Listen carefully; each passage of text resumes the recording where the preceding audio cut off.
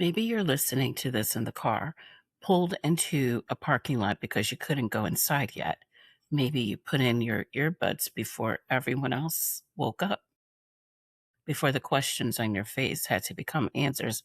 Maybe you've been sitting in church for the last 6 months and the songs that used to move you now just move air.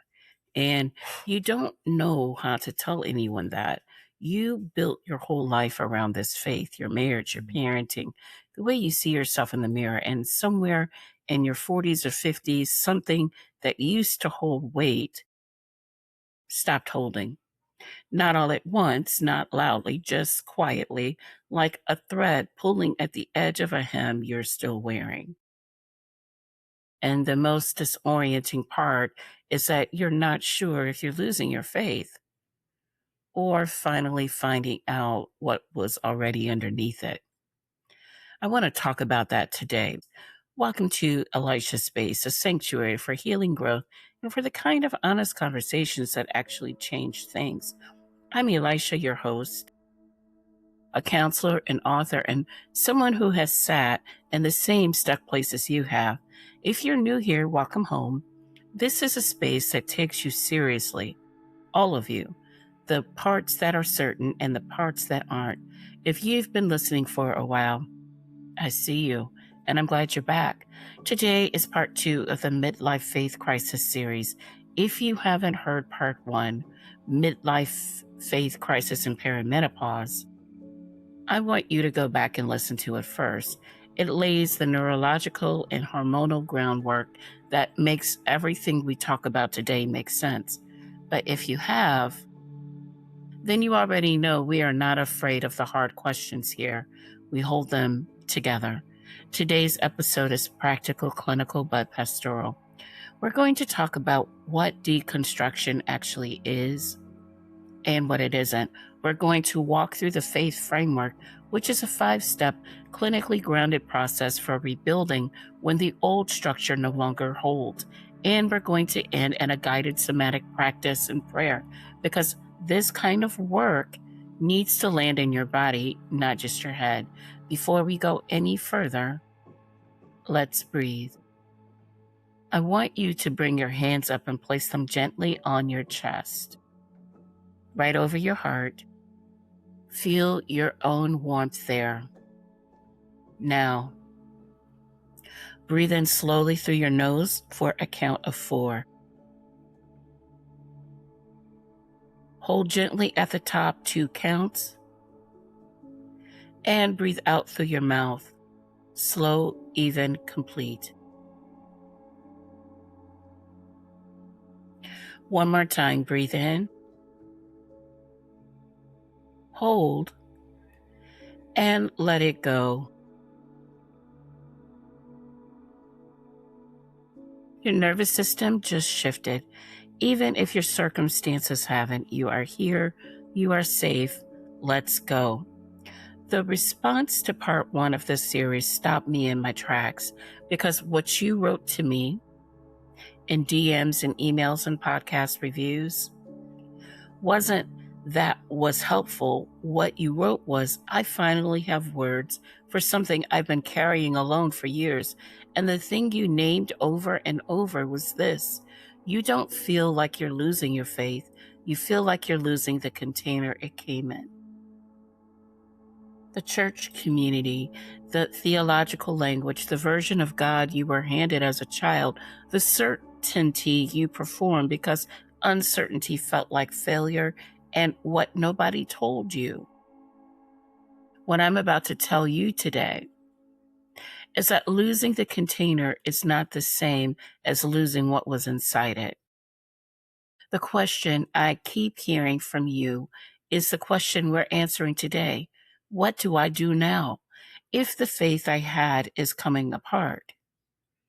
If the theology that fit me at 25 doesn't fit me at 45?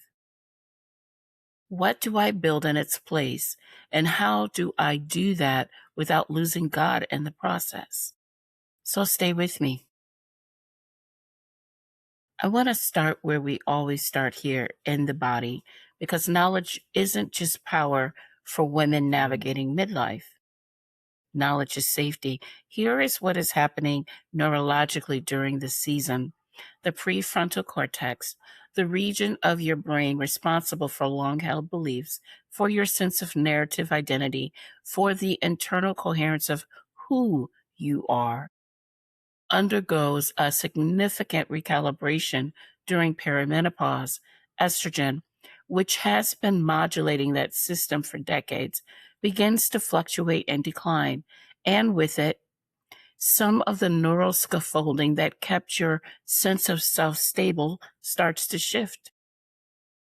This isn't visualization, this is physiology. At the same time, the hippocampus, your memory center, your place that stores your story of yourself, becomes more emotionally sensitive. Questions you set on a shelf 20 years ago start surfacing.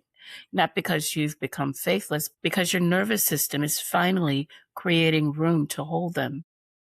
Now add this layer for women who came to faith in childhood or early adulthood.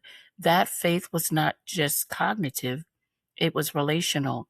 It was the voice of your mother reading you a Bible story. It was the community that surrounded you when you were young. It was threaded through your earliest memories of safety and belonging. So when the hormonal regulation that held all of that intact begins to shift, those seams start to show.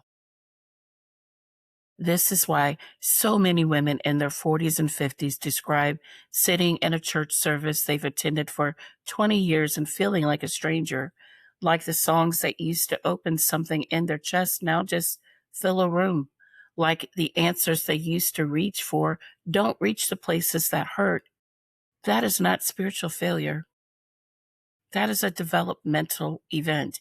And what development events require is not more willpower, not more church attendance, not a louder performance of certainty.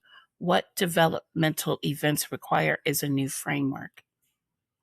I want to define something because the word deconstruction carries a lot of freight right now, especially in certain Christian spaces where it has become almost a threat, a flag planted in enemy territory.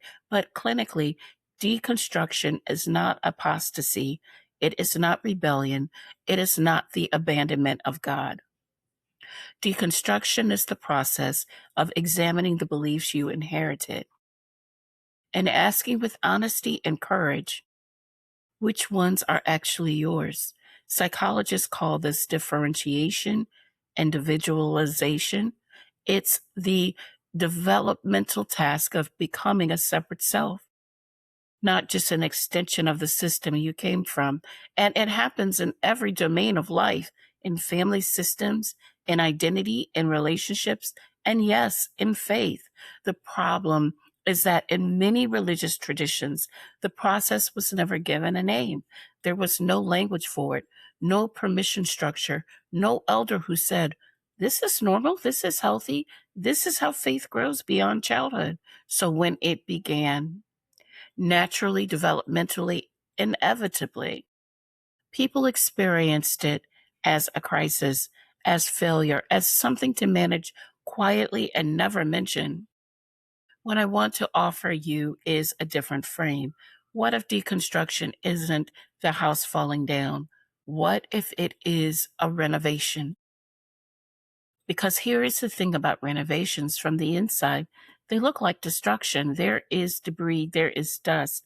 There is the terrifying moment when the wall comes down and you see the structure underneath, exposed and raw and nothing like you expected.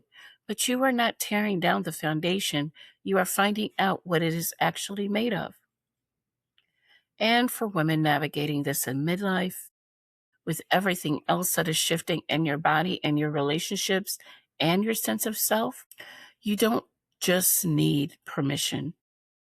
You need a process embodied step by step, grounded in both the clinical and the pastoral.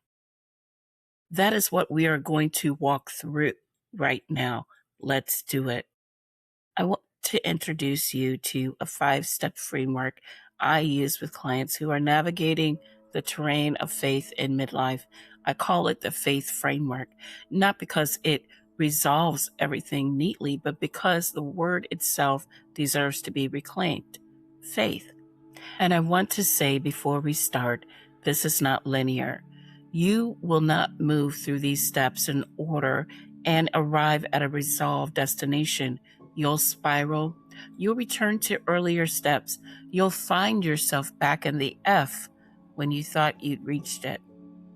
That is not failure. That is how integration works. F, feel the ground beneath you.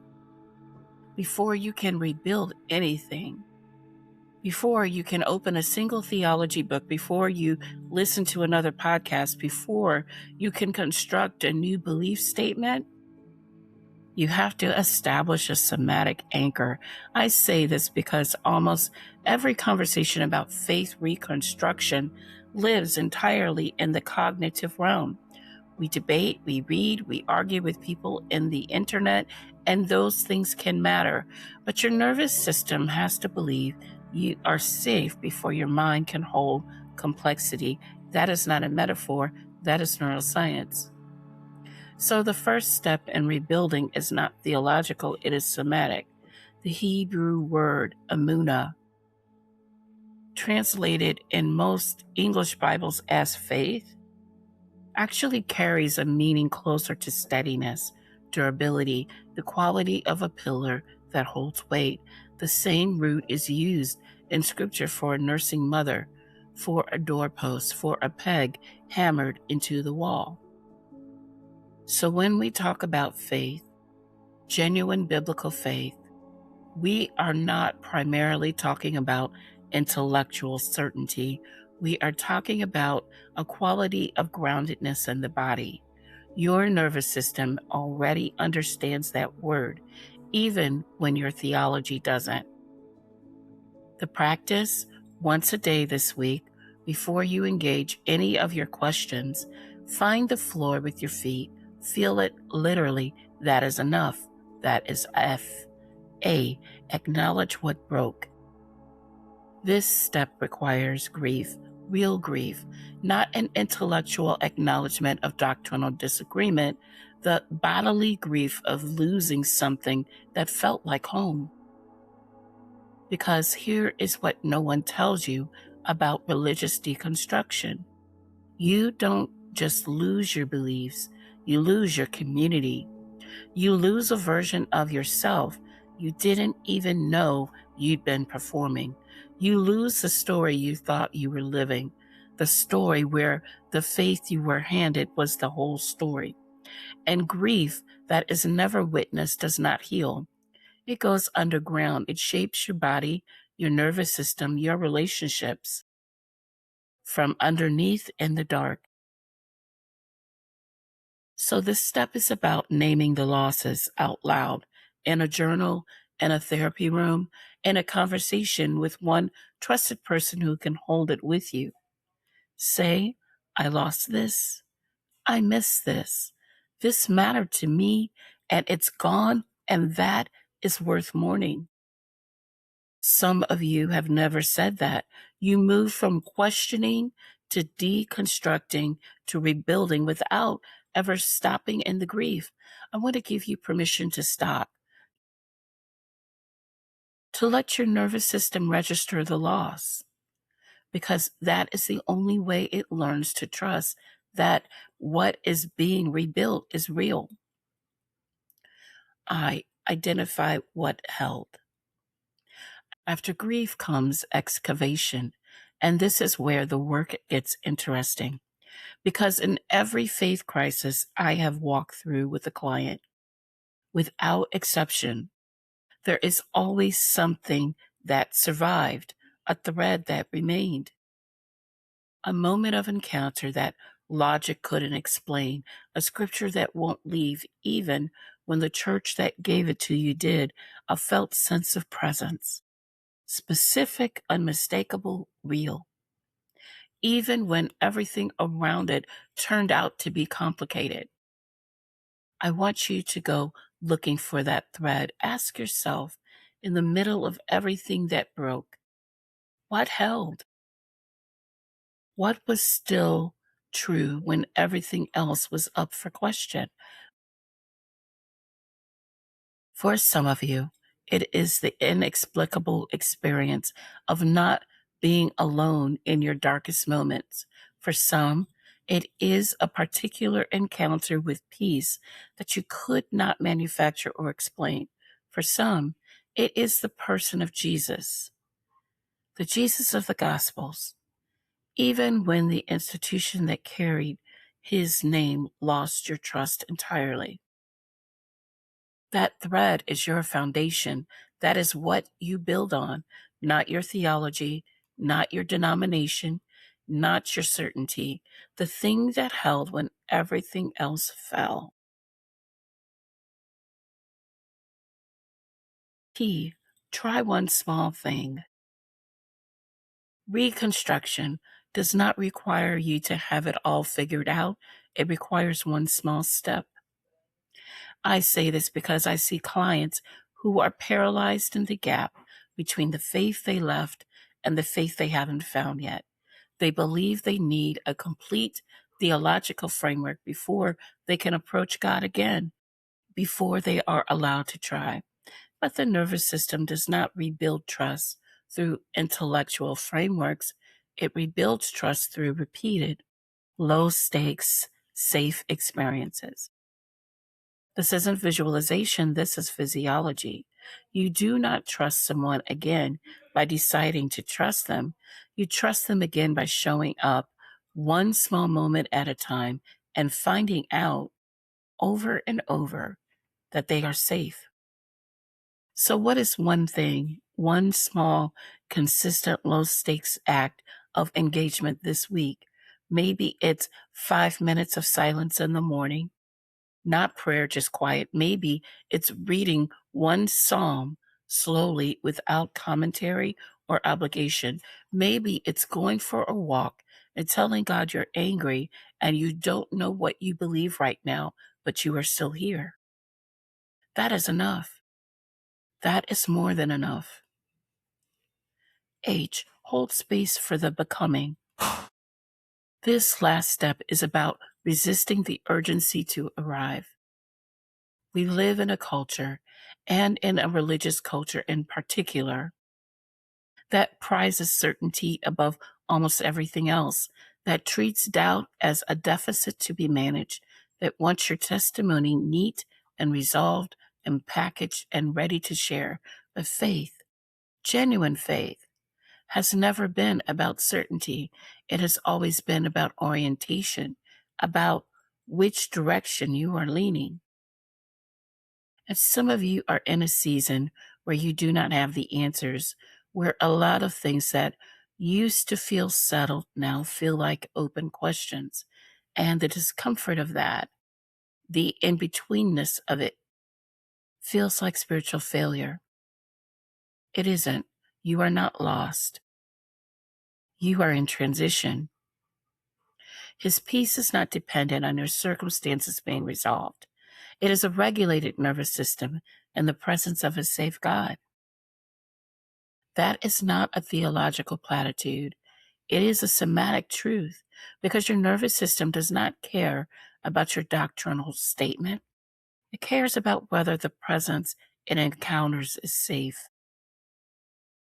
And if you've been wounded inside religious spaces, if the God you were handed came attached to shame and fear and control, then part of this work is the slow, embodied learning that the wounding came from humans and that the God at the center, when you get close enough to feel him rather than just think about him, is safe. That is enough to build on. I want to guide you through a short practice before we close. I use this with clients who are in the tender, early stages of rebuilding. I call it the faith anchor.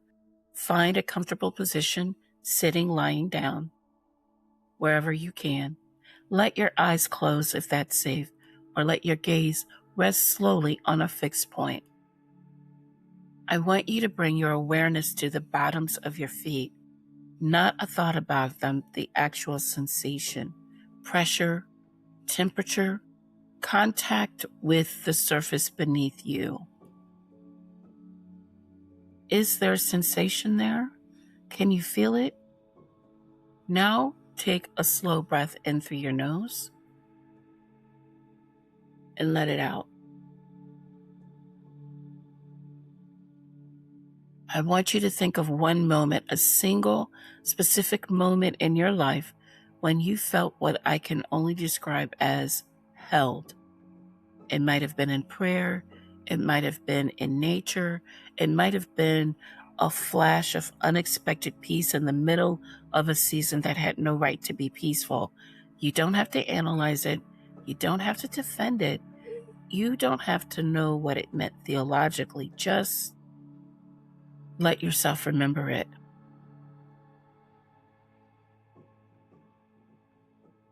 Let it land in your body, not just your mind. Where do you feel it? Your chest, your belly, your shoulders dropping slightly. That felt sense, that memory held in the body, is data. Your nervous system stored it because it was real.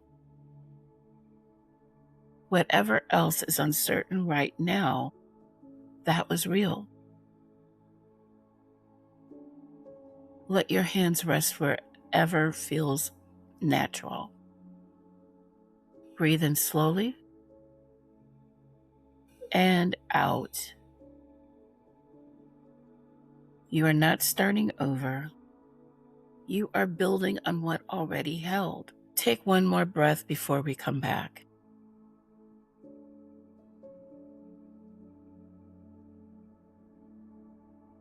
I want to close our time today in prayer. And if prayer feels complicated for you right now, if those words carry weight that doesn't feel safe, I want you to know that's okay. You can receive this. You don't have to believe it perfectly to let it wash over you. Father, I am grateful that you made these bodies that you knit together, the very nervous systems that we are learning to regulate. I am grateful that you are not threatened by our questions, that the deconstruction of what was false does not diminish what is true. For the woman listening today who has been in the disorienting space between who they were and who they are becoming, meet them there, not on the other side of the doubt, in the middle of it. Let your presence be the anchor, not their certainty, not their resolved theology, not their performance of faith. You.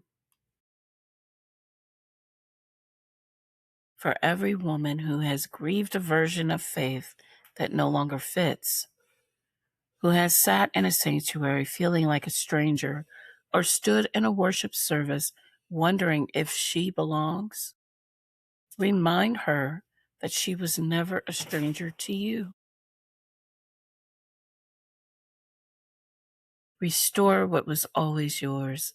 Release what was never yours to begin with.